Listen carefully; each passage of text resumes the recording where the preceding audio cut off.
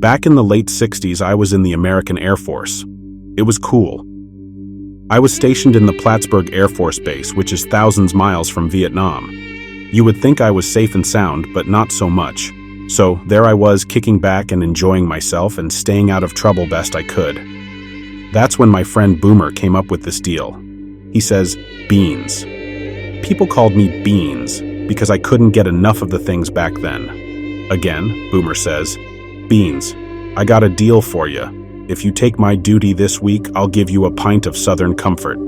Southern Comfort is a whiskey that I'm partial to, even if it knocked me on my ass the first time I drank it. Like I was saying, I love Southern Comfort, but that deal seemed a little too sweet to me. My mama raised a stupid son, but I'm not that stupid. I know Boomer had assigned a last-minute guard duty at the hospital. Sounds fine to me, but why did Boomer want out? I asked him, you ain't setting me up, are you? He says, if I'm lying, I'm dying.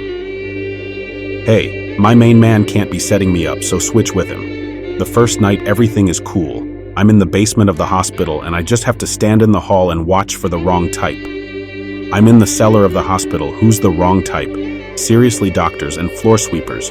What did they expect? A bunch of hippies with the Viet Cong? I'm standing there trying to look official, and everyone ignores me.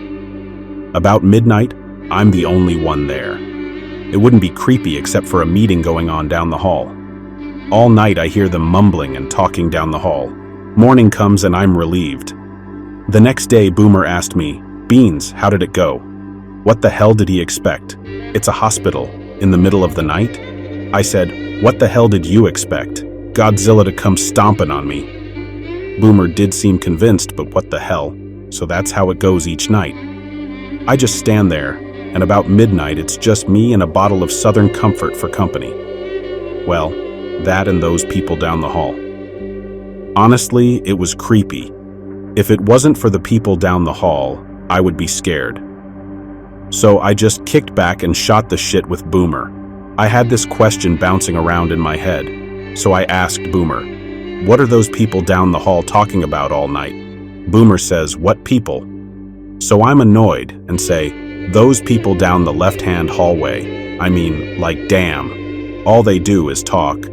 Boomer goes Googled and says, Beans, that the morgue down that hall. There ain't no people meeting, no people talking. So I'm thinking, and I ask Boomer, what am I guarding? Honestly, I don't get it. Who am I guarding? That's when Boomer tells me. Boomer looks at me all serious like. He says, Beans, you're guarding the corpses. Some guy broke in, and he was diddling the stiffs. If you hear something, it must be someone doing the nasty. I have to let that sink in, and it doesn't make any sense to me. I tell Boomer, Boomer, it's a group of people talking and they ain't making bacon with the stiffs. Boomer shakes his head and tells me either way, I wasn't doing my duty. Whatever it was, I had to do something tonight.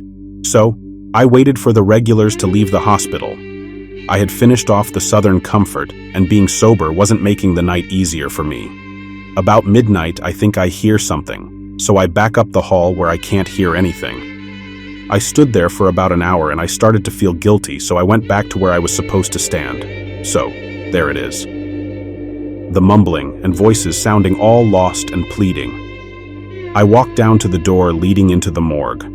I hear it plain as day. There is someone in there talking. I ain't going in by myself. So I call Boomer and have him come down. When Boomer shows up, I'm right by the elevator doors. He's pissed and punches me in the chest. What the hell, Beans? What's so important you want me to beat ass down here? I told him. I hear the talking. I hear it plain as day.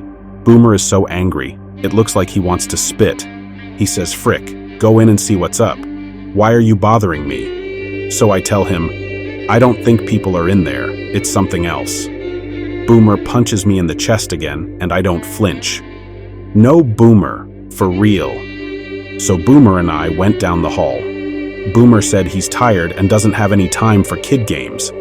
At the door, Boomer is still giving me grief, and I have to tell him to shush, which he doesn't want to do. Boomer has to catch his breath, and that when he hears it. What the hell is that?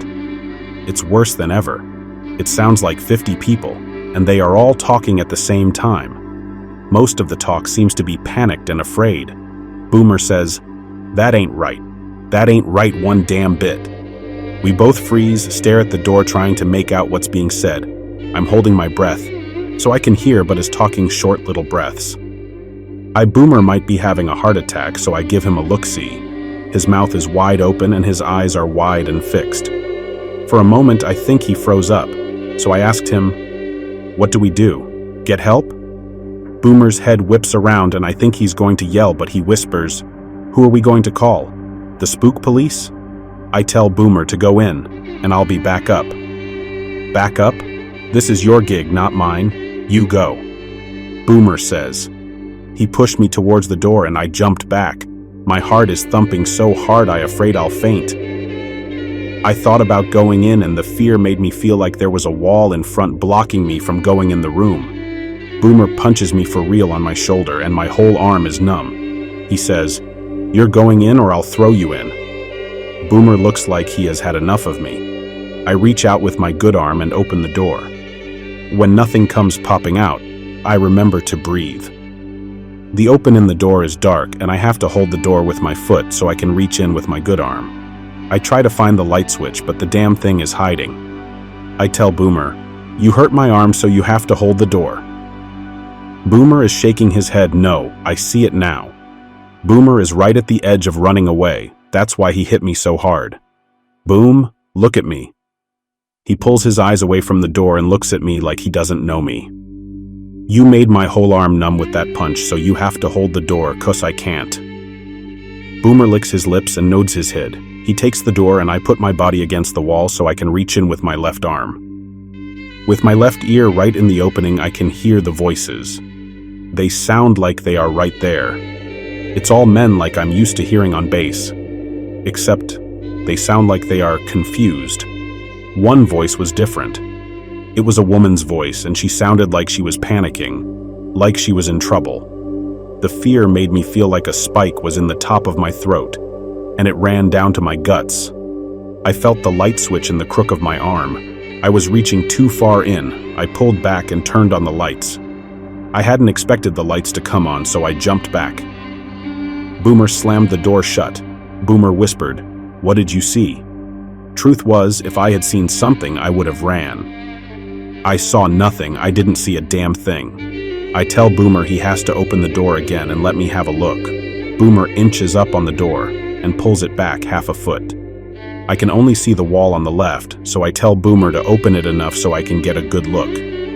Boomer pulls the door all the way open and he's against the wall behind the door. I peer around the edge of the jamb so I can see in. Nothing, except for chatter.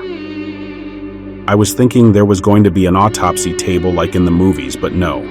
It's just room. White tiles.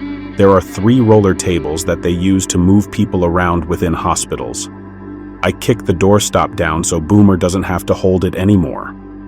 I tell he has to come out from behind the door. He comes around and tries to look past me. "Boomer, I'm going in. If something happens and you run off, I'll get you. I swear to God, I will get you." The talking is right there, no doors or long halls to make it hard to hear. The voices are right there, but nothing else is. I walk in and look around. Around the walls are counters with back tops. There are drawers in the counters. I don't see anything that could be making the voices. Boomer whispers to me, "Beans. Beans, look in the drawers. Check to see if someone is in the drawers." I think Boomer has lost his mind. "People in the drawers?" I turn to look at Boomer and he is pointing at the wall. I look and there are these big metal pull drawers. Somehow I didn't see them before. If you told me they weren't there before, I would believe you. I walk over to the drawers and the talking surrounds me. It's like I'm in a bar with everyone talking, I just don't see them. I put my hand on the drawer closest to me. "Wait, I'm coming in." Boomer comes in and stands behind me. He puts my hand on my shoulder and says, "Okay, open the drawer." I open the first drawer. It slides out easy, but slowly like it's heavy. There is a body bag in the drawer. Boomer says, "Give it a poke. See, there is a life person in there." Boomer says the drawers should be locked. I go to shut the door and Boomer says, Check and see if it's alive. I think he might be right, except for the voices around us. Then it hits me. The voices have stopped. Do it. Damn. Check to see if they are alive. I reach out and give the bag a push. Nothing. Stiff isn't a joke. Nothing happens. I ask, Boomer, do you hear them anymore? Boomer looks around and says, You're right. I didn't notice because I thought something was going to pop out. The talking stopped, which helped. None of the drawers were locked, but only a few had bodies in them. I gave each bag a little shake and nothing. If one of the bags had moved, I would have lost it. After we checked the last drawer, I felt better. There was nothing to see and nothing to hear. Boomer took a few deep breaths. He then said, I'm getting the frick out here. I asked him what he thought it was. He said, I think it was just a sound from another part of the hospital. We both left, and I went back to my post. Boomer was waiting for the elevator, and I thought about what he said. I think you're wrong, Boom, I said. I heard that shit plain as day. That talking wasn't normal. No how, no way, and don't care what you say. The elevator door opens up, and Boomer gets on. Before the doors close, Boomer says, Yeah, you might be right, Beans, but either way, we will find out, won't we?